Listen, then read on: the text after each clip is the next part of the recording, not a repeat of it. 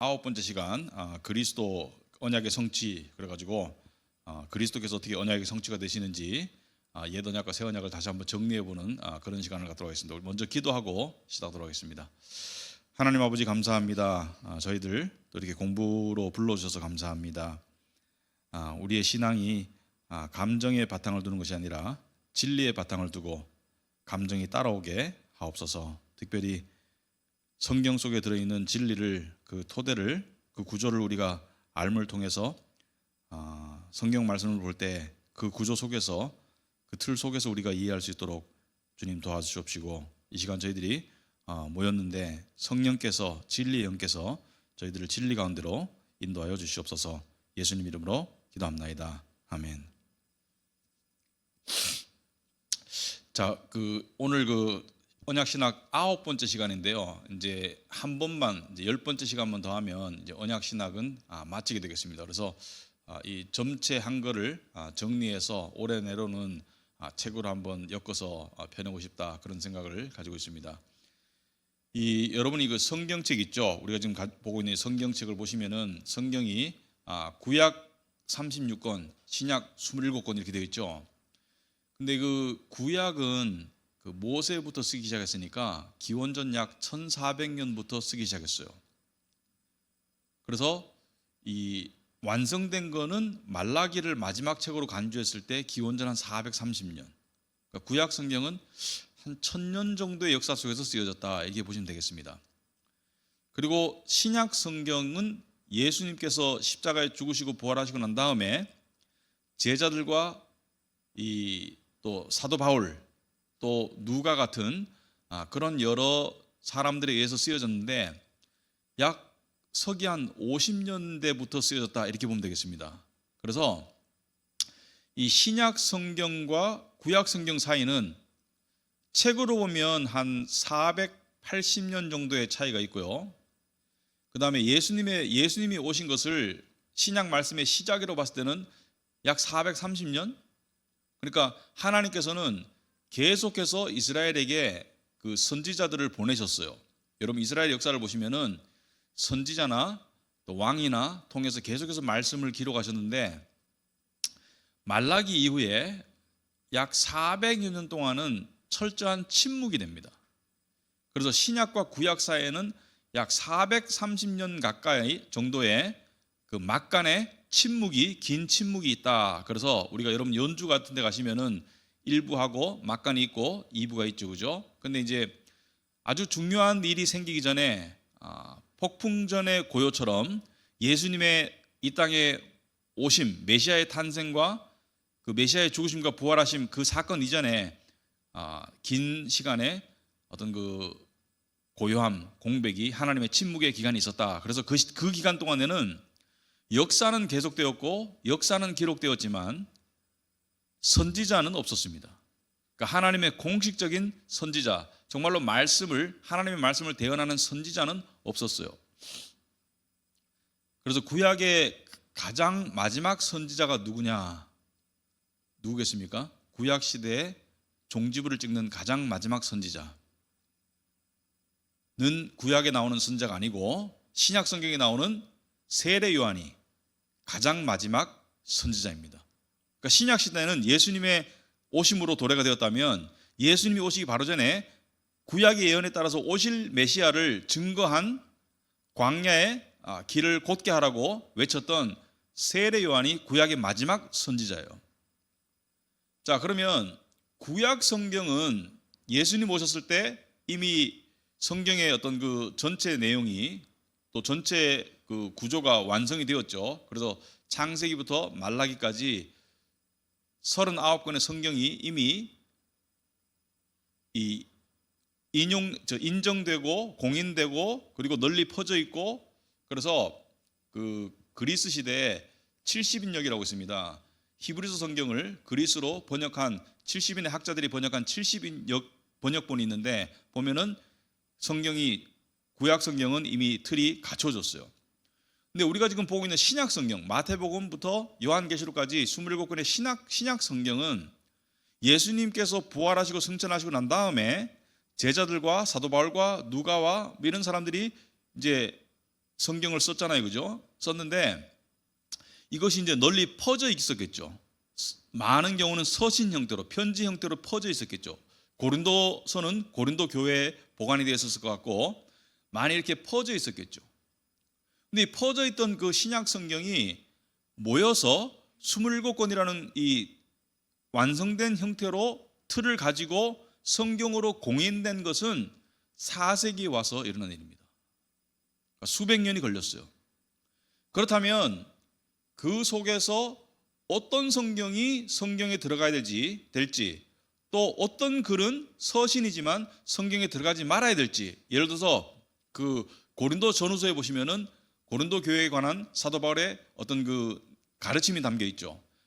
특별히 고린도 성도들은 그 서신에 비춰봤을 때 굉장히 미성숙하고 또 문제가 많았죠. 그래가지고 뭐 서로 소송하고 또 뭐 여러 가지 그 분란이 많았죠.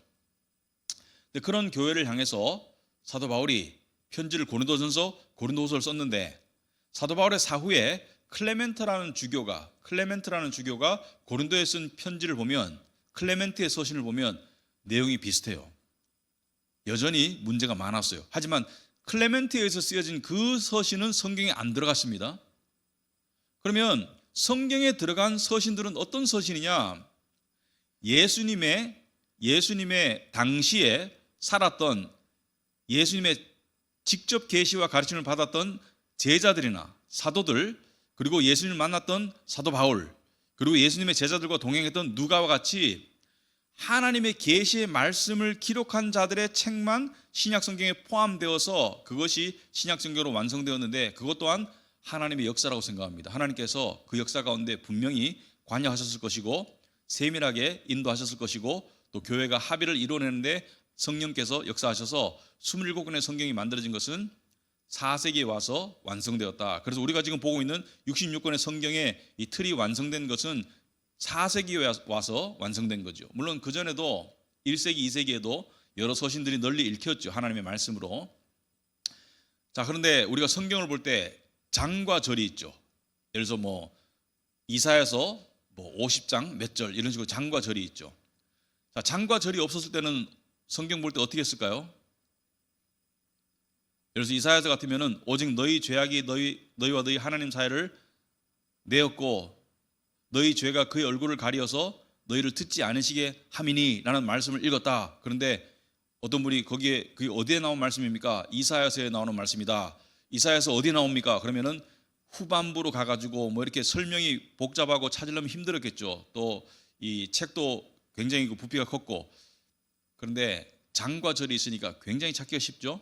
몇 장 몇 절, 창세기 몇 장 몇 절, 마태복음 몇 장 몇 절. 이 장과 절은 우여곡절 끝에 13세기 초에 만들어진 거예요. 그래서 오늘날 우리가 보고 있는 이 장과 절은 이 영국의 캔터베리 대주교였던 랭턴이라는 분이 13세기 초에 장과 절을 나누었어요. 그래서 성경이 장과 절이 된 것이고, 자, 구약을 예수님 이전에 쓰여진 주로 히브리어로 쓰여진 성경을 구약이라고 부르자, 예수님 이후에 쓰여진 헬라어로 주로 쓰여진, 그리스말로 주로 쓰여진 성경을 신약이라고 부르자. 그런데 이것 또한 교회의 결정이죠. 그런데 예를 들어서 이렇게 부를 수도 있었겠죠. 예수님 전의 성경, 예수님 이후의 말씀, 또는 히브리 말씀, 또는 헬라어 말씀, 여러 가지로 부를 수 있었겠는데 왜 하필 구약과 신약이라고 나누어 부르게 됐을까? 구약은 옛 언약이라는 뜻이고 신약은 새 언약이라는 뜻이죠. 그만큼 언약이라는 것이 중요하기 때문입니다. 하나님께서 당신의 백성들과 맺으신 그 약속이라는 것이 성경의 핵심 틀이기 때문에, 이 언약이라는 것을 개념으로 성경을 봐야 되기 때문에, 성경은 하나님과 하나님의 백성들 사이에 약속이다, 언약이다, 이 개념으로 봐야 되기 때문에 예수님 이전의 성경을, 히브리 성경을 구약이라고 부르고 있고 예수님 이후의 성경을 신약, 새 언약이라고 부르고 있다. 그런 맥락에서 언약이 상당히 중요하다. 그것을 염두에 두시고, 자, 그렇다면 오늘은 이제 9번째 시간인데 중복되는 내용도 있겠지만은 옛 언약, 그러니까 모세를 통해서 주어진 율법을 통해서 만들어진, 하나님과 이스라엘 백성 사이에서 만들어진 옛 언약과 구약과 예수 그리스도의 오심으로 만들어진 새 언약, 예수께서 십자가에 죽으시 전날 밤에 이 성만찬을 하시면서 잔을 드시고 뭐라 했어요? 이것은 너희를 위하여서 세우는 새 언약이다. 새 언약이다. 예수님께서 새 언약을 세우실 것이다. 예레미야 31장에 나온 예언에 나온 새 언약에 관한 제정을 말씀하셨죠. 자, 그래서 오늘은 구약과 신약의 차이에 대해서 한번 살펴보자. 자, 첫째, 이 구약과 신약에 대해서 이 차이점, 그 비교를 가장 자세하게 설명한 곳은 성경에서 히브리서입니다. 히브리서가 옛 언약, 율법을 통해 주어진 옛 언약과 새 언약, 예수 그리스도를 통해서 주어진 새 언약 사이를 가장 비교를 잘해서 설명한 것이, 구체적으로 설명한 책이 히브리서이다. 자, 히브리서는 독자가 누구였을까요? 히브리서는 성경에서 유일하게, 신약 성경에서 거의 유일하게 저자를 모르는 책이 히브리서입니다. 히브리서는 누가 썼는지 몰라요. 어떤 사람은 바울이 썼다 그러고 어떤 사람은 아볼로가 썼다 그러고 주장들은 많은데 정확하게 누가 저자인지를 모르는 책이 히브리서인데, 히브리서의 독자는 분명하죠. 히브리서는 물론 우리가 읽어도 되고 이방인인 우리가 읽어도 되지만 히브리서의 원래 독자는 누구예요? 히브리 사람들이에요. 유대인 그리스도인들을 향해서 쓰여진 게 히브리서입니다. 물론 우리도 읽으면서 비교하고 배울 점들이 많지만 히브리서는 비교법을 많이 써요. 첫째는 예수 그리스도가 당시에 유대인들이 숭배하던 모세, 그러니까 가장 숭배하던 민족 지도자 모세보다 훨씬 더 뛰어난 분이다. 또 그들이 숭배하던 천사들보다 훨씬 더 뛰어난 분이다. 그래서 히브리서는 비교법을 많이 씁니다. 비교법. 더 나은 것이다. 그래서 더 높으신 분이다. 그런 비교법을 많이 쓰는데 히브리서에서 새 언약을 표현할 때 이렇게 표현하고 있습니다. 히브리서 새 언약을 여러 수식어를 써서 표현하는데, 첫째는 더 좋은 언약이다 이렇게 표현합니다. 더 좋은 언약, a better covenant. 더 좋은 언약이다. 그래서 여러분 유인물에 보시면은 1페이지 오시면은 더 좋은 언약이다 되어 있죠. 히브리서 7장 22절, 8장 16절 보시면은 새 언약이 더 좋은 언약이다. 어떤 면에서 언약의 질과 혜택의 범위에서. 자, 그렇다면 구체적으로 살펴보면 어떤 면에서 더 좋은 언약이냐? 첫째는 구약은 지키면, 구약은 언약 당사자가 누굽니까? 하나님과 이스라엘 백성. 그래서 이스라엘 백성인 언약 당사자가 약속을 지키면 이 세상에 복을 주겠다.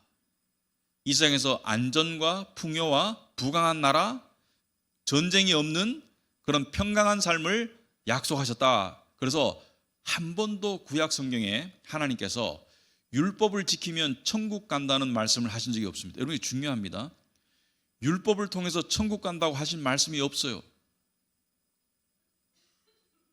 한 번도 율법에 의한 구원을 말씀하시지 않았습니다.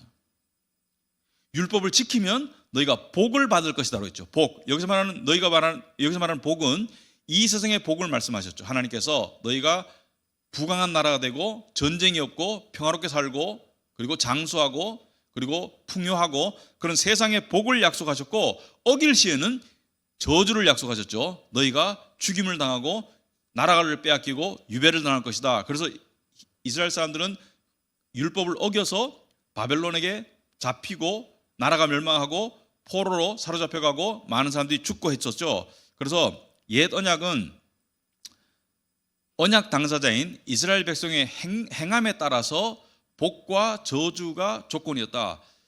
자, 그래서 옛 언약은 누가 하게 달려 있어요? 이스라엘 백성들이. 그래서 구약은 뭐예요? 네가 해라. 사람을 향해서 너희들이 하거라. 너희들 하기에 따라서 하나님의 복과 저주가 달려 있다. 이게 구약입니다. 하지만 신약은, 새 언약은 누구의 행함, 누구의 순종에 이 언약이 달려 있어요? 우리 하나님의 백성인 우리가 아니고 예수님의 행하심과 순종의 언약이 달려 있어요. 그래서 무조건 이것은 이루어질 수밖에 없고, 그리고 그 신약을 통해서 주어진 축복은 이 세상의 복이 아니고 천국입니다. 훨씬 더 중요한 천국을 약속하셨다. 구원을 약속하셨다. 그래서 새 언약을 통해서 구원이 주어진다. 그리고 새 언약은 누구의 순종과 누구의 행함에 의해서 유지되고 지탱되는가? 바로 예수님에 의해서 보증되고 지탱되는 언약이 새 언약이다. 그래서 여러분 거기 그 유인물 보시면 B에 보시면은 새 언약은 그리스도에 의해서 보증되고 지탱되는 언약이다. 그리스도가 언약의 중보자이시고 또 보증자, guarantee, surety, 보증자가 되신다. 예수님이 언약을 일으키시는 중보자가 되고 예수님이 언약을 유지하는 보증자가 되신다. 이게 무슨 뜻이냐? 여러분, 보증인이 확실하면 그 계약과 그 언약은 파기될 수가 없겠죠. 예를 들어서 우리나라에서 제일 좋은 직장이 어디예요? 뭐 사람마다 좀 다르겠죠. 근데 일반적으로 뭐 예를 들어서 뭐 다 동의는 안 하시겠지만 뭐 삼성전자가 우리나라에서 제일 좋은 직장이다. 그렇게 가정해 봅시다. 우리 교회도 삼성전자 다니시는 분들이 몇 분 있으신 것 같은데 삼성전자에 들어가는 거하고 삼성전자 직원의 그 신분을 유지하는 거는 또 다른 이야기예요. 들어가서 일 잘 안 하고 엉뚱한 짓 하면 그 신분이 유지가 안 되겠죠. 그러니까 나의 행함에 따라서 나의 능력에 따라서 들어가고 나의 행함에 따라서 그 신분이 유지가 되는데 우리의 구원은 우리의 행함이 아니라 예수님의 십자가의 보혈의 공로를 통해서 구원을 받았고 그 하나님의 자녀로서 구원받은 자로서의 상태가 누구에 의해서 유지가 돼요? 예수님에 의해서 유지가 된다. 그래서 이것이 파기가 불가능하다. 취소가 불가능하다. 그래서 예수님께서 우리 구원의 최종적이고 완전하고 영원한 성취자가 되신다. 그래서 우리의 구원은 예수 그리스도의 그 십자가의 공로에 달렸기 때문에 최종적이고 불변이고 그리고 완전하고 완벽하고 영원한 구원이다. 절대로 취소될 수 없고 절대로 그 혜택이 줄어들 수도 없고 그래서 절대로 변하지 않는 그런 구원이 주어졌다. 그렇다면 구약의 사람들은 그러면 율법으로 구원을 못 받았는데 어떻게 구원을 받았나? 율법의 기능을 제대로 이해한 사람들이 구원을 받았어요. 율법을 통해서 죄를 깨달은 사람들이 구원을 받았습니다. 그리고 모세 오경에도 보면 구원에 관한 이야기들이 나오죠. 창세기 3장 15절에 여자의 후손 이야기가 나오고 그 다음에 15장에 보시면은 아브라함과 하나님이 맺으신 언약이 나오고 22장에 보시면은 아브라함이 이삭을 바치는 내용이 나오고 그래서 하나님께서 메시아를 보내서 죄 문제를 해결하실 것을 암시하셨고 율법을 통해서 죄를 깨달은 사람들이 다윗 왕과 같은 죄를 깨달은 사람들이 오실 메시아를 노래한 것이 예를 들어서 시편 22편 같은 것이 메시아에 관한 예언이죠. 그래서 오실 메시아를 믿고 구원을 받았고 똑같아요. 그들은 오실 메시아를 믿어서 구원을 받았고 우리 신약의 성도들은 오신 그리스도를 믿고 구원을 받은 그러니까 시점의 차이이지 대상은 똑같아요. 그래서 제가 이런 표현을 감히 씁니다만은 여러분이 잘 이해하고 들으셔야 돼요. 정말로 구원을 받았으면 여러분이 무슨 짓을 해도 죄를 가볍게 여기라는 말 전혀 아니에요. 절대로 오해하지 마세요. 절대로 오해하지 마세요. 어떤 삶을 살아도 이론적으로 구원을 이룰 수 있다 없다? 이룰 수 없어요. 물론 진정으로 거듭난 그리스도인이 그렇게 살지 않습니다. 죄를 짓긴 하지만 죄 속에 푹 빠져서 아무 문제 없듯이 살 수 없어요. 하지만 이론적으로는 정말로 구원받은 사람은 모든 죄가 예수 그리스도에 의해서 용서되었기 때문에 구원에는 전혀 영향을 미칠 수가 없습니다. 이것이 우리에게 주어진 정말 놀라운 은혜요 복이죠. 여러분, 종교는 이게 불가능해요. 인간이 만든 종교는 율법 지킴을 통해서 정당성을 확보받아서 점수를 따서 선행과 고행을 통해서 합산된 점수로 구원이 결정된다고 믿는 것이 종교죠. 그래서 종교는 최종적으로 구원이 결정된다고 믿는 것이 종교예요. 근데 기독교는 뭐예요? 기독교는 구원이 출발입니다. 구원 받았기 때문에 하나님을 섬기는 거예요.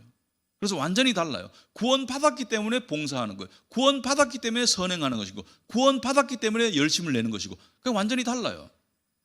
왜 그러냐? 구원은 인간의 행위로 주어질 수 없기 때문에 종교로는 구원이 없죠. 그러니까 하나님이 다 하신 거죠. 그러니까 구약은 네가 해라면 신약은 뭐예요? 하나님께서 내가 다 했다 이거예요. 내가 다 이미 했다. 이미 했다. 네가 하라가 아니고 내가 다 이미 했다. 예수님께서 십자가에서 마지막 죽으시면서 하신 말씀이 뭐예요? 다 이루었다. 무엇을? 너희의 구원에 관한 모든 것을 다 이루고 하나님께서 명령하신 모든 것을 다 이루었다, 이런 뜻이죠. 아버지 하나님께서 주신 모든 명령을 다 이루었고 너희의 구원을 향한 모든 조건을 다 내가 이루었다. 죄사함을 이루고 의로움을 얻어서 우리에게 주시고 다 이루었다. 부활로서 영생의 소망을 주시고 다 이루었다는 것이죠. 그래서 구약과 신약의 가장 큰 차이점은 누가 하냐예요. 구약은 사람 보고 네가 해라. 신약은 하나님께서 내가 다 했다. 이게 신약입니다. 새 언약입니다. 차이가 엄청나죠? 엄청나죠. 그래서 여러분 그 시에 보시면은 옛 언약에서 중보자는 모세였다. 하지만 모세가 단순히 언약의 전달자의 역할만을 감당했다면, 모세는 단지 율법을 받아서 전달하고 가르치는 역할만 감당했다면, 새 언약의 중보자이신 예수 그리스도는 단순히 언약의 전달자가 아니라 동시에 성취자입니다. 구약의 모세는 하나님 율법을 받아서 전달하고 난 다음에 자 이렇게 해, 이렇게 살아. 신약에서는 예수님 뭐예요? 하나님께 받은 그 언약을 백성들을 위해서 성취하셔서 완제품으로 주셨어요. 여러분들이 제가 거듭 말씀을 드리지만 우린 감정의 동물이기 때문에 감정이 중요하죠. 그죠? 감정도 필요해요. 중요해요. 그런데 여러분들이 어떤 위기 상황에 딱 닥쳤을 때 감정에 의존하면 절대로 위기 상황 속에서 평정심을 찾을 수 없을 겁니다. 위기 상황에서 중요한 건 뭐예요? 팩트예요. 팩트. 자동차 사고 났는데 들어오는 보험이 어디까지 적용되고 어디까지 커버하는지 팩트가 중요하지, 그 회사는 따뜻한 회사 이런 게 중요합니까? 이게 그 회사는 친절한 회사 아무도 안 중요하죠. 그 팩트를 바탕으로 안심하고 팩트를 바탕으로 내가 믿을 수 있고 이런 것이죠. 마찬가지로 우리 삶에 저는 신학은 우리 생활의 정신줄을 잡는데 정말 필요하고 도움이 되는 것이라고 생각합니다. 우리 살다 보면 정신줄 잡아야 될 때가 있잖아요. 그죠? 감정의 정신줄을 잡아야 될 때가 있잖아요. 그럴 때 신학이 우리에게 정말로 중요하고 소중하다, 그렇게 생각합니다. 그래서 그런 이야기를 혼자 이렇게 하기는, 혼자 하면은 조금 이렇게 힘도 잘 안 나고 이래요, 사실은. 그래서 예배 시간이나 이런 말씀 공부를 통해서 같이 진리를 탐구해 가면서 서로 모였을 때 우리가 서로 힘이 더 되는 거죠. 장작이 하나만 있으면 불이 잘 안 붙잖아요. 근데 여러 개가 있으면 불이 잘 붙듯이, 그래서 여러분들이 이런 모임에 오셔가지고 같이 공부를 하시는 거겠죠. 자, 그래서 그리스도께서는 새 언약에 들어있는 하나님의 무한하신 용서의 축복과 구원의 은혜에 대한 영원한 토대를 세우셨을 뿐만이 아니라, 다음 말이 중요합니다. 그 토대가 되셨다. 십자가에서. 그리스도는 우리의 구원을 도와주는 분이 아닙니다. 그리스도가 우리의 구원입니다. 오직 그리스도로 구원받는 거예요. 어떤 사람은 이걸 좀 기분 나쁘게 생각하는데 저는 이걸 되게 감사하게 생각합니다. 하나님이 나를 왜 사랑하나? 하나님 여러분을 왜 사랑해요? 이뻐서? 지금 이뻐하세요. 하나님이 여러분을 이뻐하세요. 근데 여러분 자체가 이뻐서 여러분을 사랑하는 게 아니죠. 왜 사랑하세요? 그리스도가 이뻐서. 여러분이 그리스도 안에 있기 때문에, 그리스도가 사랑스러우셔서, 여러분이 그리스도 안에 있기 때문에 여러분을 그리스도를 통해서 보시고 그리스도 안에 있는 여러분을 보시기 때문에 여러분을 사랑하는 것이지, 그리스도 밖에 나를 끄집어내면 사랑받을 아무런 구석이 없습니다.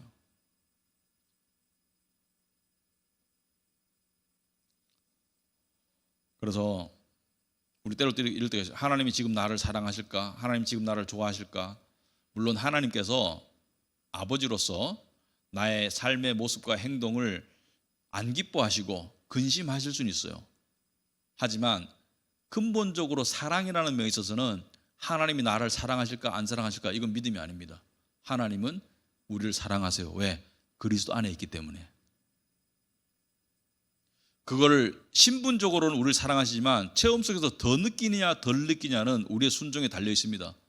하나님의 사랑을 더 느끼느냐 덜 느끼냐는 내가 하나님과 친밀하게 교제하느냐 안 하느냐에 좀 달려 있어요. 하지만 존재적으로 우리를 사랑하는 것은 우리의 행함과 아무런 관계가 없습니다. 마치 탕자가 집에 돌아와서야 아버지의 사랑을 느꼈죠. 하지만 탕자를 향한 아버지의 사랑은 처음부터 끝까지 동일했어요. 단지 그것을 발견한 것은 아버지께 돌아와서 발견했을 뿐이지. 그래서 우리가 새 언약의 진리를 우리의 생각 속에, 우리의 믿음 속에, 우리의 마음 속에, 심지어 우리의 감정도 거기에 부합하도록 자꾸 우리를 훈련시켜야 됩니다. 우리는 아침에 일어날 때 율법주의자로 일어나요. 아침에 일어날 때 율법주의자로 일어납니다.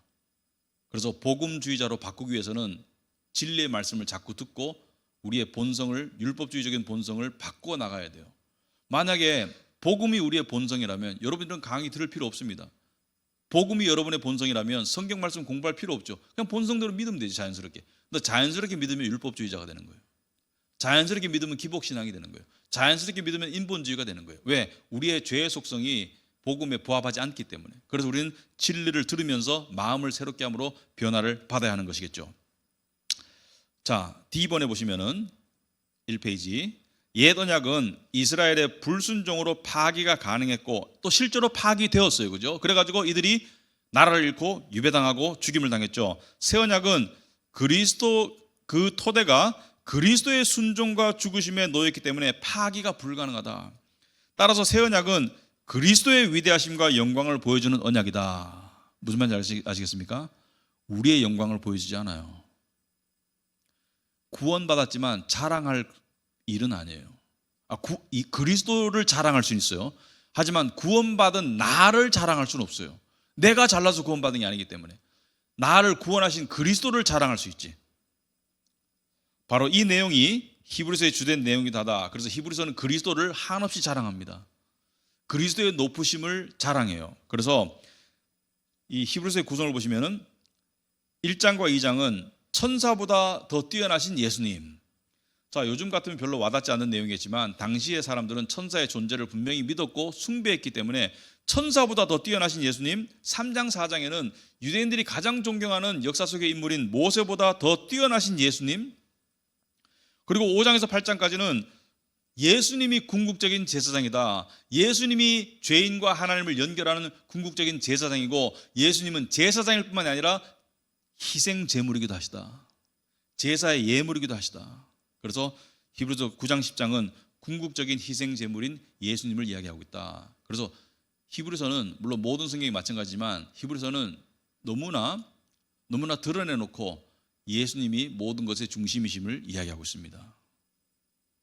예수님을 통해서 희생 제물이 드려지고 예수님을 통해서 우리가 하나님께 연결되고 예수님을 통해서 죄 용서받고 예수님을 통해서 영생을 얻고 예수님을 통해서 구원을 받았고 예수님을 통해서 구원이 유지되고 그리고 절대로 변하지 않는다. 자, 그래서 히브리서는 새 언약을 더 좋은 언약이라고 부른다. 자, 두 번째, 히브리서는 둘째 언약이라고 부릅니다. 새 언약을. 자, 어떤 의미에서 둘째 언약이냐? 첫째 언약은 당연히 율법에 의한 모세를 통한 언약이 첫째 언약이라면 히브리서는 둘째 언약이라고 부른다. 자, 첫 번째 언약은 불안정한 언약이었습니다. 왜 불안정했어요? 율법을 통해서 주어진 언약이 왜 불안정했어요? 왜냐하면 당사자들이 불안정하잖아요. 언약 당사자인 이스라엘 백성이 인간이 불안정하잖아요. 인간이 율법을 지킬 수 없잖아요. 그래서 이 첫 번째 언약은 실패와 폐기가 예약된 언약이었어요.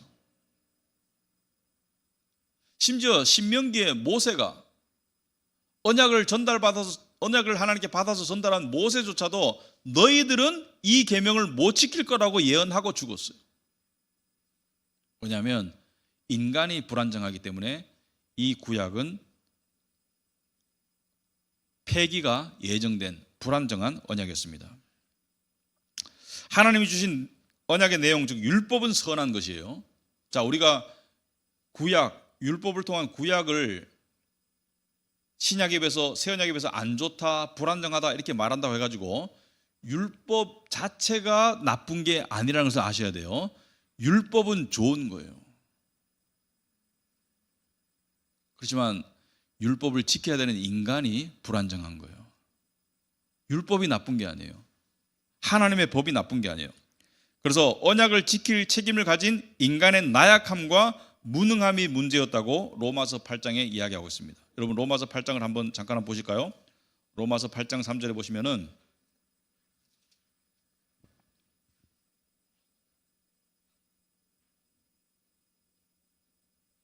로마서 8장 3절에 육신으로 말미암아 율법이 미약해져서 해결해낼 수 없었던 그 일을 하나님께서 해결하셨습니다. 곧 하나님께서는 자기의 아들을 죄된 육신을 지닌 모습으로 보내셔서 죄를 없애시려고 그 육신에다 죄의 선고를 내리셨습니다. 자, 여기 보시면은 육신으로 말미암아 율법이 미약해서 해낼 수 없었던 그 일을 하나님께서 해결하셨습니다. 그러니까 육신 때문에, 인간의 육신 때문에 지킬 수 없었던 그것을, 이룰 수 없었던 그것을 예수께서 이루셨다. 그래서 여러분이 반드시 기억해야 될 것은 예수님은 유일하게 역사 속에서 율법을 완벽하게 지켜내신 분이에요.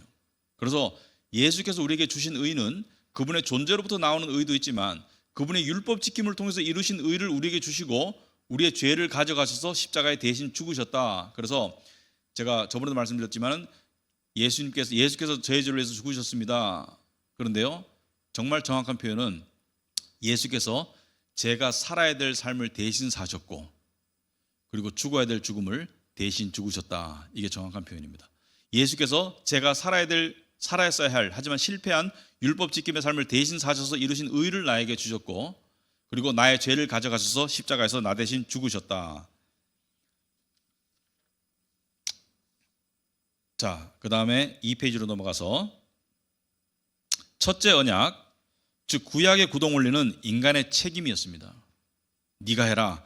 둘째 언약, 즉 신약의 구동 원리는 바로 하나님의 은혜였습니다. 너는 할 수 없다. 내가 하마. 그래서 첫째 언약으로는 구원이 불가능하다는 사실을 잘 아시는 하나님께서 첫째를 폐하시고 둘째 언약을 주셨어요. 그런데 왜 처음부터 새 언약을 바로 주지 않으셨나? 그것은 저번에 말씀드렸듯이 율법을 통해서 죄를 깨달아야지, 철저하게 깨달아야지 십자가의 새 언약을 받아들일 준비가 되기 때문에 구약을 먼저 주셨다. 인간의 종교성은 자꾸 나의 행함으로 구원을 얻으려는 그런 속성을 가지고 있습니다. 그 속성이 굉장히 끈질겨서 잘라내기가 어려워요. 심지어 믿는 우리도 여전히 나의 행함을 통해서 하나님께 인정받으려는 그런 욕구가 있어요. 하나님께 인정받는 것이 나의 행함에 달려있다고 생각하는 그런 불신앙이 있어요. 그래서 많은 교인들이 하나님께 인정받기 위해서, 어떤 데서는 목사님의 인정을 하나님의 인정으로 동일시하는 그런 문화 속에서 하나님께 인정받으려고 봉사하고, 하나님께 인정받으려고 선행하고, 하나님께 인정받으려고 주의를 지키고, 하나님께 인정받으려고 11조 드리고 그렇게 하시는데요, 복음은 뭐예요? 하나님께 인정받았기 때문에 하나님을 섬기는 거예요. 하나님께 인정받았기 때문에 하나님이 기뻐하시는 일을 하는 거예요. 인정받았기 때문에, 인정받으려고가 아니고. 여러분, 이것을 이해해야지 성경 말씀을 제대로 읽을 수 있습니다. 여러분이 구약을 읽다 보면 많은 율법이 나와요. 그럼 읽으면 어때요? 마음이 뜨끔뜨끔하죠. 읽으면 마음이 뜨끔뜨끔해요. 십계명 읽으면 마음이 뜨끔뜨끔하죠. 하나님 외에 다른 신을 섬기지 말라, 뭐 거짓 증언하지 말라, 내 이웃의 것을 탐내지 말아라. 마음이 뜨끔뜨끔하죠. 자, 그런데 어떤 분들은 성경을 읽다가 지엽적으로 읽어서 마음이 뜨끔뜨끔하면 어떻게 해야 돼요?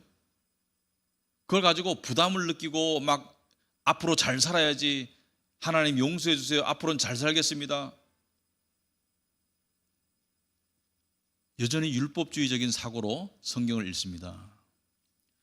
문맥 속에서 읽어야 되죠. 문맥 속에. 그래서 언약의 구조를 이해하는 게 중요해요. 문맥 속에서. 여러분이 어떤 사람이 발언을 했는데 기자들이 간혹 가다 보면은 딱 한마디만 딱 잘라서 방송에 내보내면, 신문에 내보내면 어떻게 돼요? 오해되는 경우가 많죠. 그래서 그 발언자가 뭐라 합니까? 그 기자가 악의적으로 딱 한 문장만 잘라서 냈는데 전체 문맥을 들어오면 그런 뜻이 아니다. 그 문맥 속에서 들어오면 그런 뜻이 아니라고 설명을 해주죠, 그죠? 그런데 우리가 성경을 읽을 때 그렇게 할 때가 있어요. 율법을 읽으면서 율법주의적인 마인드로 이걸 못 지키는 자기를 자책하면서 하나님 앞에 죄책감을 느끼고 그렇게 나가는데요.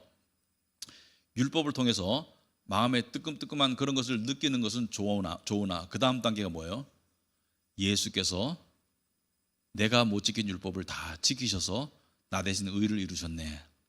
예수께서 내 이 죄 때문에 죽으셨네. 그리고 그 자유로운 마음으로 율법을 순종하려고 하면 됩니다. 우리가 구약의 율법을 요약해 놓은 것이 마태복음의 산상수훈입니다. 심령이 가난한 자는부터 해가지고 그 다음에 여러 가지가 나오죠. 이 원수를 미워하지 말고 어떻게 원수를 사랑해라. 남이 너의 오른쪽 뺨을 때리거든 왼쪽 뺨도 들이대라. 오리를 가게 하거든 십리를 가라. 여러분 그런 말씀 읽으면서 어떤 분들은 마음이 답답해져요. 이렇게 믿는 게 어려운 것인가? 그리고 또 이런 말도 있죠. 네 눈이 너를 범죄케 하거든 빼어내버려라. 눈 없이 천국 가는 게 눈 있고 지옥 가는 것보다 훨씬 더 낫다. 네 손이 너를 범죄케 하거든 잘라버리라. 손 없이 천국 가는 게 손 있고 지옥 가는 것보다 더 낫다. 그렇게 될 때 여러분 어떻게 해야 돼요? 눈 뽑아야 되나? 손 잘라야 되나? 응? 여러분 문맥 속에서 그걸 뭘 말씀하시는 거예요? 문맥 속에서 보자면. 그리고 마지막에 결론이 뭐였습니까? 너의 의가 바리새인보다 더 낫지 아니하면 결단코 천국에 못 들어간다. 그럼 문맥을 딱 빼고 보면 천국 갈 사람이 없는 거예요. 그럼 뭘 말하는 거예요? 종교적인 몸부림을 멈추라는 거예요. 하나님의 완벽한 율법에 비춰봤을 때 특히 바리새인들, 겉으로는 율법을 지킨다고 착각하는 그 바리새인들을 향해서 네 속으로는 음란을 품고 네 속으로는 미움을 가지기 때문에 그것 또한 살인한 것과 마찬가지고 실제로 가늠한 것과 마찬가지다. 그러므로 겉으로 네가 율법을 지킨다 가지고 네가 진짜 의인이라고 착각하지 말아라. 그래서 마태복음 5장에서 7장으로 연결되는 그 산상수훈의 가르침은 뭘 말하는 거예요? 구약을 정리해서 더 강화해서 뭘 말하는 거예요? 행함으로는 너희가 다 하나님의 심판을 받을 자라는 것을 이야기하는 거예요. 그래서 어떻게 하시려고? 그래서 십자가를 바라보도록 하게 하시려고. 그래서 예수님의 그 비유의 말씀을 보면 그런 내용이 많이 나와요. 예를 들어서 부자 관원이 왔죠. 젊은 부자 관원이 와가지고 선생님 제가 어떻게 하면 영생을 얻을 수 있겠습니까? 영생에 관심이 있었어요. 어떻게 하면 천국 갈 수 있습니까? 물어봤을 때 예수님께서 율법을 지키거라. 제가 다 지켰습니다. 율법을 제가 다 지켰습니다. 진짜 율법을 지키던 성실한 청년이었어요. 부자였어요. 예수님께서 뭐라 그래요? 그러면 좋아. 가서 전 재산을 다 팔아서 가난한 사람들을 도와주고 나를 따르거라. 그때 그 관원이 근심하죠. 돈이 너무 많으니까 그것만은 못하겠어. 그래서 슬퍼하면서 떠나요. 예수님도 불쌍히 여기셨겠죠. 제자들이 물어봐요. 아니 그러면 누가 구원을 얻을 수 있습니까? 이렇게 구원 얻기가 힘든데 율법을 저렇게 열심히 지킨 사람도 구원을 못 받고 지금 돌아가는데 누가 얻을 수 있겠습니까? 예수님께서 뭐라 그러시죠? 그 다음에 사람으로는 못한다. 불가능하다. 그러나 하나님으로는 가능하다. 여러분 그 가르침에서 그 부자에게 예수님이 정말로 하신 말씀은 정말로 말씀하신 그 진정한 의미는 진짜 가난한 자들을 위해서 다 팔아라는 게 아니었어요. 네가 행함으로 구원을 얻으려고 하는 그 마음을 가지고 있다면 거기까지 해봐. 그건 불가능한 걸 아셨거든요. 그래서 행함으로 하려거든 거기까지 해봐. 그래서 뭘 깨닫게 하시려고? 행함으로는 구원 못 받는다는 것을 깨닫게 하시려고 하신 말씀이에요. 여러분 우리가 비근한 예로 그 선한 사마리아인 비유 알죠? 선한 사마리아인. 강도 만단 자를 여관에 데려다주고 보살피라고 하고 그 비용은 내가 다 책임지겠다. 근데 그 선한 사마리아인 비유를 듣고 난 다음에 많은 사람들이 나도 선한 사마리아인처럼 이웃을 보살피며 살 거야. 그것이 나쁜 게 아닙니다. 선한 사마리아인처럼 이웃을 보살피고 이웃의 아픔을 위해서 나의 것을 내어주고 나쁜 거 아니에요. 근데 그게 근본적인 가르침이 아니었어요. 앞뒤 문맥을 누가복음 10장에서 앞뒤 문맥을 읽어보면 왜 선한 사마리아인 얘기를 했습니까? 어떤 율법사가 예수님께 물었잖아요. 어떻게 하면 영생을 얻을 수 있습니까? 어떻게 하면 영생을 얻을 수 있습니까? 그 예수님께서 뭐라 했어요? 하나님을 사랑하고 이웃을 사랑해. 그 율법사가 약간 교만해가지고 그럼 어떻게 하면 되겠습니까? 저는 할 수 있어요. 이렇게 한 거예요. 저는 할 수 있어요. 그리고 예수님께서 선한 사마리아인을 이야기했죠. 그 안에는 바리새인이 등장하죠. 율법사도 바리새인이에요. 그래서 뭘 말하는 거예요? 네가 이 정도 할 수 있겠어? 행함으로? 못하는 거죠. 못하는 거예요. 그래서 선한 사마리아인 비유의 가장 근본적인 이유는 선한 사마리아인처럼 살아라는 것이 아니고 네가 구원받으려면 이 정도까지 해봐. 그러면 네가 행함으로 못한다는 것을 알려주기 위한 비유였습니다. 예수님의 원래 의도는 그러니까 이거죠. 지금 우리가 이 악어가 우글우글거리는 그 우물 속에 지금 있어요. 근데 우물이 아니고 호수 속에 있어요. 근데 악어들이 몰려오는데 10m 위에 망대를 달아놨어. 그러면 어떤 사람은 어떻게 가지고 30cm 올라갈 수 있겠죠? 어떤 사람은 잘하면 1m까지 올라갈 수 있겠죠? 그러나 10m를 훌쩍 뛰어서 닿을 사람은 아무도 없어요. 거기에는 키가 크건 작건 높이뛰기를 잘하건 못하건 아무런 차이 없이 다 죽어요. 구원은 그겁니다. 1m, 2m를 겨우 올라갈 수 있는 뛰어 올라갈 수 있는 우리한테 10m를 뛰라는 거예요. 10m를 높이뛰기 하라는 거예요. 그럼 불가능하잖아요. 그래서 우리끼리의 차이가 아무런 의미가 없죠. 나는 못 뛰어. 나는 병자라서 못 뛰어. 나는 다리가 부러서 못 뛰어 하는 사람하고 나는 다리가 튼튼하고 키가 커서 1m 이상 뛸 수 있어 하는 사람하고 차이가 없는 게 구원입니다. 그래서 우리가 생각할 때는 착한 사람, 좀 더 나쁜 사람 차이가 있죠. 근데 하나님 보시기에는 뭐예요? 모두가 다 죄인인 거예요. 그래서 죄인들을 향해서 여전히 종교적인 마음으로 행함을 통해서 자기 스스로 구원을 이루는 사람들의 그 종교심을 향해서 예수께서는 쐐기를 박는 거예요. 구원 받으려면 이렇게 해봐. 그러면 못하는 거예요. 자, 그래서 첫째 언약을 폐하시고 둘째 언약을 주셨다. 그 다음에 이 히브리서는 이 새 언약이라고 부른다. 자, 새 언약이라고 부른다. 당연히 새 언약이라고 부르겠죠. 자, 근데 새 언약이라고 할 때는 두 가지 뜻이 있다. 첫째는 카이노스라는 뜻인데 새로운 종류. 이전 것과 비교해서 참신하다. 어떤 면에서 이것은 된다 이거예요. 옛 언약은 안 돼요. 근데 새 언약은 된다예요. 그리고 또 다른 의미는 네오스는 최근이라는 뜻입니다. 최근. 새 언약은 최근에 이루어진 것이다. 그래서 새 언약은 어떤 면에서 참신하냐? 네 가지로 설명하고 있습니다. 첫째는 말씀이 마음판에 새겨져 있다. 고린도후서 3장 3절 보시면은 말씀이 마음판에 새겨져 있다. 무슨 뜻이냐? 옛 언약은 율법 말씀을 주셨죠. 우리가 읽어야 되죠. 그러나 새 언약은 성령께서 우리 안에 들어오셔서 말씀을 심어 주셔요. 그래서 새 언약의 당사자들인 하나님의 진정한 영적인 자녀들은, 거듭난 영적인 자녀들은 이론적으로 말씀드릴게요. 아무리 하나님의 자녀가 아닌 상태로 돌아가려고 별 노력을 다해도 돌아갈 수 없는 자들이 새 언약의 당사자들입니다. 내가 예수 믿기로 결심했어. 내가 예수님 믿기로 결심했어요. 내가 예수님 안 믿기로 결심했어요. 이 결심으로 믿고 안 믿고가 된다면은 내가 예수님 믿기로 결심했어요. 교회 다니기 결심했어요.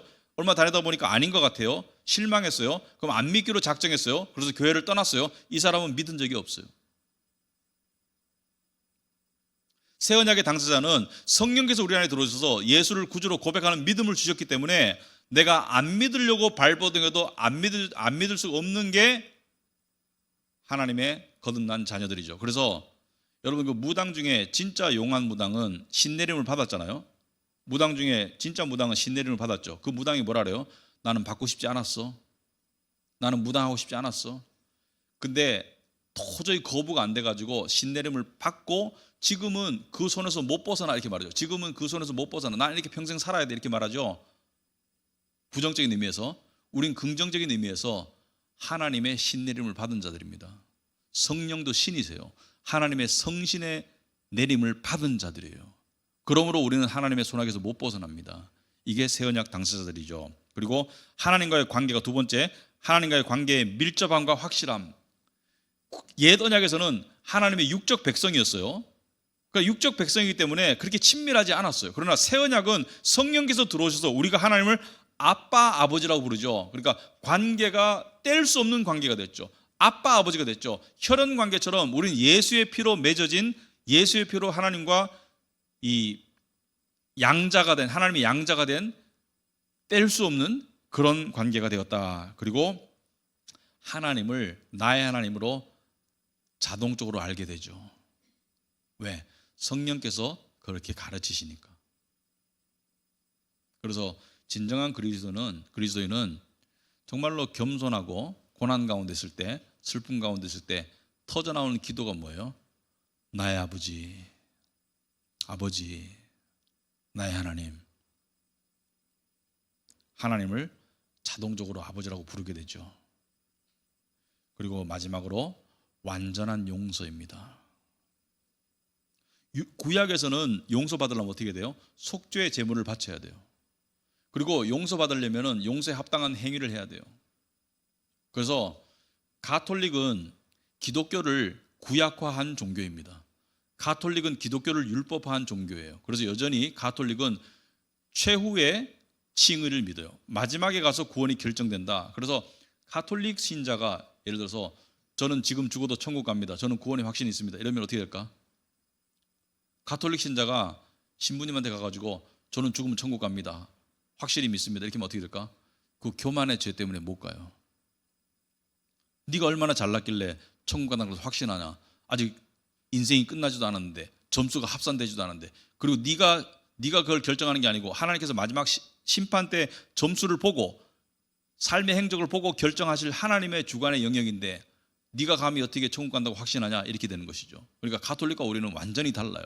같은 성경을 보고 있다고 같다고 생각하시면 안 돼요. 가톨릭은 기독교를 율법화한 기독교가 아닌 거예요. 그리고 가톨릭의 고해성사라는 게 있죠. 죄를 지으면 신부님께 죄를 비밀리에 고백하고 그 다음에 신부님께서 처방을 내리겠죠. 그 죄에 합당한 이런 보상 행위를 하도록. 근데 우리는 어떻게 돼요? 모든 보상 행위가, 죄에 대한 모든 처벌과 보상 행위가 예수 그리스도에서 이미 끝났어요. 이미 끝났어요. 근데 어떤 분이 물으시더라고요. 그러면 죄를 지으면 어떡하냐? 죄를 지으면 하나님께 죄 지었다고 고백하시고 그 용서의 은혜를 우리가 체험해야 돼요. 예를 들어서 여러분에게 누가 통장에 1억을 넣어줬어. 마음껏 쓰라고 넣어줬어요. 여러분이 돈을 찾아야 쓸 거 아니에요. 통장에 있다고 해가지고 여러분이 그것을 가지고 음식 먹을 수는 없잖아. 돈을 찾아야 쓰잖아요. 그죠? 야곱야곱 빼서 쓰잖아요. 그러니까 통장에 1억이 있는 것은 사실인데 그 1억이 야곱야곱 빼서 여러분이 체험하고 쓰는 거죠. 하나님의 용서의 은혜는 이미 우리에게 100% 베풀어 졌어요. 그러나 그것을 우리가 죄를 지었을 때마다 어떻게 해요? 여러분 배고플 때마다 돈을 찾아서 쓰듯이 우리가 죄를 지어서 힘들 때마다 하나님께 용서를 구하는 것이 되겠죠. 그래서 그런 맥락으로 이해를 하시면 된다. 자, 그 다음에 옛 언약과 새 언약의 뚜렷한 경계는 뭐냐? 바로 예수 그리스도의 죽으심이다. 예수님의 비번에 예수님의 죽으심은 인간의 노력이나 공로에 의해 이루어질, 이론상으로 말하는 거예요. 인간의 노력이나 공로에 의해서 이루어질 수 없어요. 그 시스템에 종지부를 찍었다. 그러니까 구약의 사람들은, 바리새인들을 비롯한 구약의 사람들은 율법 지킴을 통해서 구원을 받는 거라고 착각하고 있었어요. 그 시스템에 종지부를 찍었어요. 그래서 구약의 율법 시스템에 종지부를 찍었지 구약의 율법의 종지부를 찍진 않았어요. 무슨 말이냐? 율법을 통해서 의로워지고 제사함 받는 그 길에 종지부를 찍었어요. 그래서 율법 시스템이 이루어지던 곳이 성전이었죠. 성전에 가야 속죄의 제물을 바칠 거 아니에요. 그래서 예수님께서 십자가에 죽으시고 부활하시고 난 다음에 AD 70년에 제2차 성전, 솔로몬의 1차 성전 말고 이 스룹바벨에 의해서 귀환한 자들이 세운 제2차 성전, 그리고 헤롯 대왕에 의해서 증축된 그 제2차 성전이 AD 70년에 돌 하나도 남지 않고 예수님의 예언에 따라서 싸그리 무너졌죠. 그리고 제3차 성전이 세워지지 않았습니다. 놀랍지 않아요? 유대교 사람들은 여전히 있는데 제3차 성전이 세워지지 않았어요. 왜? 하나님께서 허용하지 않으시기 때문에. 그래서 그 율법 시스템을 통한 인간의 구원의 시스템은 붕괴되었어요. 그리고 오직 예수님의 십자가를 통해서만 구원이 일어나고 죄가 용서받는 그 은혜의 길이 열렸습니다. 하지만 우리가 옛 언약을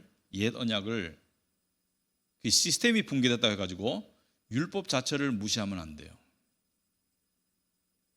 율법을 통해서 의를 이루지는 못하지만 구원받은 자로서 율법을 지키는 것이죠. 하나님이 기뻐하시니까.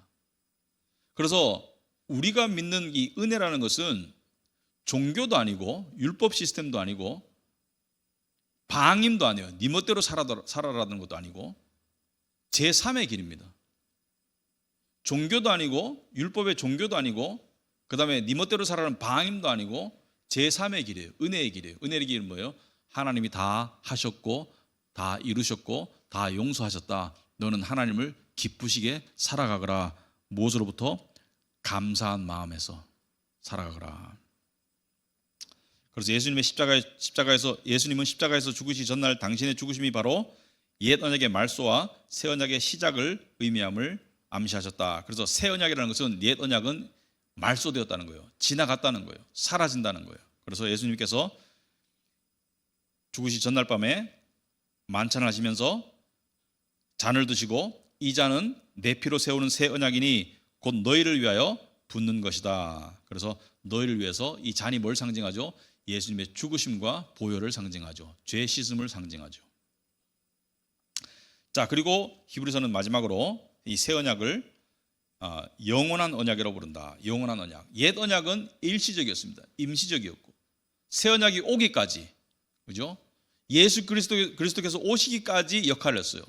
그래서 옛 언약을 통해서 율법을 통해서 죄를 깨달은 자들을 예수께 데려가고 이제 끝났어요. 그럼 새 언약이 시작되어서 이 새 언약은 영원한 언약이다. 옛 언약이 일시적인 언약임에 반해서 새 언약은 영원한 언약이다. 왜냐하면 예수 그리스도는 영원한 제물이 되시기 때문이다. 그래서 새 언약에 따른 삶. 여러분, 히브리서는 옛 언약과 새 언약의 차이를 설명하면서 우리의 구원이 새 언약에 의해서 완성되고 최종적으로 이루어지고 영원하다는 것을 다 설명을 한 다음에 그러므로 네 멋대로 살아라고 하지 않고 히브리서 마지막에 보시면은 13장 21절에 모든 선한 일에 너희를 온전하게 하사 자기 뜻을 행하게 하시고 그 앞에 즐거운 것을 예수 그리스도로 말미암아 우리 가운데서 이루시기를 원하노라. 영광이 그에게 세세 무궁토록 있을지어다. 아멘. 선한 일을 강조하고 있습니다. 여기서 말하는 자기 뜻은 뭐예요? 하나님의 뜻을 말해요. 하나님의 뜻대로 선한 일을 하며 살아라. 우리가 아프리카 말라위에 우물을 지금 팔려고 모금하고 있는데 우물을 팔 거예요. 이런 하나님께서 예비하신 선한 일을 하라는 거예요. 구원의 방편으로서가 아니고 구원의 결과와 감사함으로. 또 하나 이야기하자면 상급이라는 것이 있죠. 근데 상급을 너무 의식하면 안 되겠죠. 상급은 하나님께서 공평하신 하나님께서 주시는 하나님의 심판이죠. 자, 그런데 그리스도인이 구원에 감사해서도 하나님을 섬기지만 상급이 있다는 것도 기억을 해야 됩니다. 보물을 하늘에 쌓으라는 말이 뭐예요? 상급이 하늘에 있다는 것을 기억해야 됩니다. 여러분, 상급은 누가 많이 받을까요? 어떤 분이 저보고 이러더라고요. 목사님은 좋겠어요. 왜요? 그러니까 천국 가면 상이 많으실 것 같아서 좋겠어요. 그래서 제가 진심을 담아서 얘기했습니다. 그거는 모르는 겁니다. 먼저 된 사람이 나중될 수도 있고 나중된 사람이 먼저 될 수도 있습니다. 그건 인간의 기준으로 보는 게 아니에요. 하나님이 보시기에 먼저 된다는 것은 남이 봤을 때 1등인 것 같은 사람이 꼴찌가 될 수도 있고 남이 봤을 때는 정말 보잘것없는 것 같은 분이 나중에 하나님 앞에서는 정말 빛나는 영광의 그런 상급을 받을 수가 있다. 그래서요, 큰 도시에서 큰 교회 목회하는 목사님이 아주 시골 마을에 작은 교회 목회하는 목사님보다 상급이 더 크다? 그거는 천만에요. 그건 하나님께서 아시는 거죠. 마음의 중심을 보시는 하나님께서 판단하시는 일이죠. 그래서 상급의 크기는 인간의 기준에 의해서 결정되는 게 아니고 하나님의 기준이 있습니다. 그 성경 말씀에 나와 있어요. 그것은 세상 사람들처럼 업적이나 또는 어떤 그 행함의 그런 어떤 크기에 따라서 결정되는 것이 아니고요. 제가 봐서는 마음의 중심에 따라서 결정된다고 생각합니다.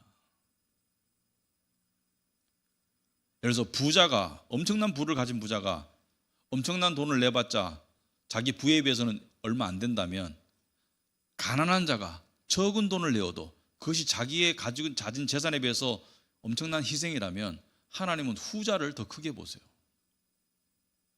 그거는 정량적으로 측정할 수 있는 부분이 아니죠.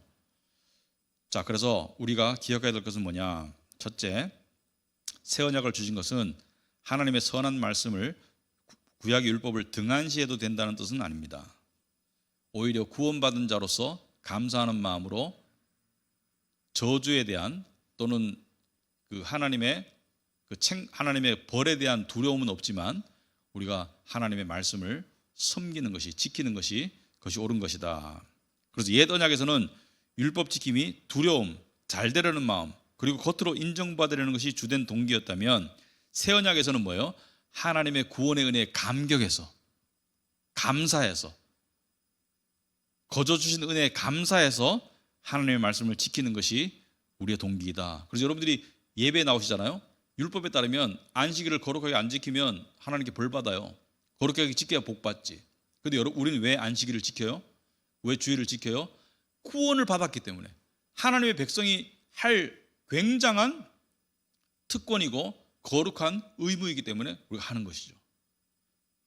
이론적으로는 안식일을 안 지켜도, 주일을 안 지켜도 구원받는 데는 지장이 없겠죠. 하지만 정말로 구원받은 사람이 계속 주일 예배를 안 지켜도 괜찮다? 이건 불가능해요. 영적으로 공급을 안 받는데 어떻게 그게 거듭난 생명이 살아갈 수 있겠어요? 그게 가능하다는 것은 거듭나지 않았을 가망이 많죠. 그래서 저는 주일 예배도 의무라기보다는 우리의 특권이다. 우리의 이게 생명줄이다, 이게.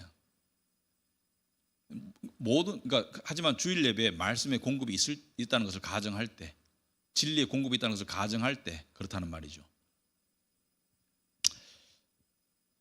자, 결론적으로 옛 언약을 통해서는, 율법을 통해서는 인간의 죄성과 무능함이 드러날 뿐이지 구원의 길은 아니다. 여러분 성경 읽을 때 그걸 기억하시라. 율법이 여러분의 마음을 짓누르면 거기에서 무엇을 바라봐야 돼요? 예수 그리스도를 바라봐야 되지, 거기서 버둥버둥 하라는 게 아니에요. 자기 정당화를 하라는 게 아니에요. 예수님을 바라보라는 거예요. 저는 이렇게 생각합니다. 네 눈을 뽑고 천국 가는 게 더 낫다. 예수님 감사합니다. 제 눈 안 뽑고 천국 가게 해주셔서 감사합니다. 이게 중요합니다. 제 눈 안 뽑아도 천국 못 가요, 사실은. 제 눈 안 뽑아도 되게 해주셔서 감사합니다. 제 손발 안 잘라도 천국 갈 수 있도록 해주셔서 감사합니다. 저한테 조금이라도 안 달려있는 게 감사합니다. 그래서 결론적으로 말씀드리면 성경은 구약과 신약으로 되어 있다. 그 이유를 아셔라. 그리고 그 틀 속에서 성경을 보셔야 되고, 여러분이 앞으로 큐티 하시다가 히브리서 말씀을 다시 읽게 된다면 그 차이점에 대해서 다시 한번 쭉 살펴보시고 공부하시면 좋겠다.